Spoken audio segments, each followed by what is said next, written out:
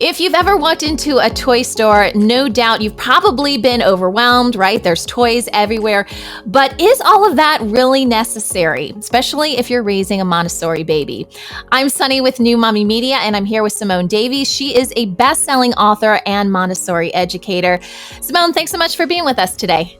Thank you so much, Sadie. I'm looking forward to talking about Montessori with you. Yay! Well, speaking of Montessori, I have your book here, right? The Montessori Baby. And in this book, you talk about babies not needing that much. And I think this is this trap that we fall into as parents, right? We're like, oh, we've got a baby. We need, baby needs all this kind of stuff. And we kind of walk into that trap, especially when we're going into those toy stores, right? There's stuff all over the place. So what is the Montessori approach to toys?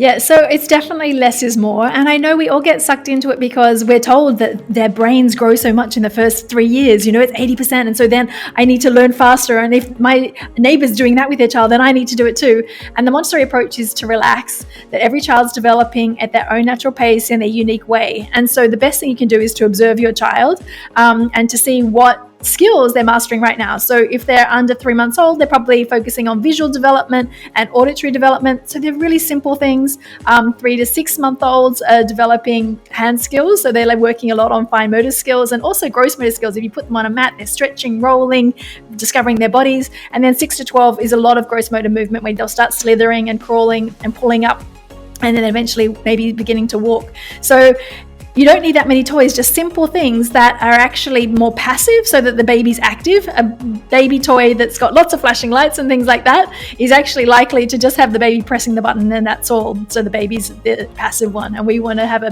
passive toy like a beautiful wooden rattle that the baby needs to shake, or a simple could be a mobile that the child has to grasp on, and then to make it make the sound, or they have to knock it with their hands and they're like, oh, I made it move, let me try that again, Yeah, so we're not like just putting these toys in front of them and, just, I guess, giving them the answers. It's more about discovery so they can take, and it can be more simple things because it's their job to kind of play around with and see what it can do. We're not giving them all the answers, basically.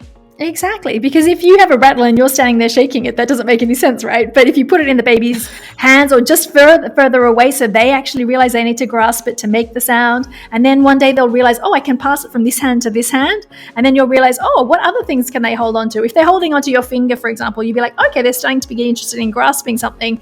Maybe you could find like a silk tube that they could hold on to, or there's beautiful silver rattles that are really baby friendly. But if you look at some things that we're trying to make babies hold, they're like unwieldy, they're not beautiful, and we would rather go for natural materials because babies are going to put everything in their mouth, and plastic just tastes like plastic, where wood tastes different to metal, that tastes different to, so think about the sensorial experiences your baby's experiencing as well.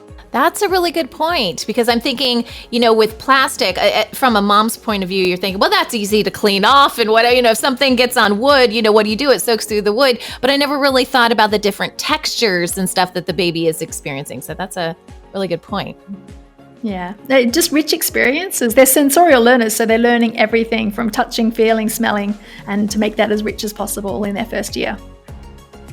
Awesome. All right. Well, thank you, Simone. Of course, I showed you guys the book. Let's show it again. This is the book, The Montessori Baby. If you want to check it out, it's on Amazon or your local bookstores. And you can also head on over to our website. It's newmommymedia.com. We've got lots of podcasts, videos over there. It's where real moms talk about real life.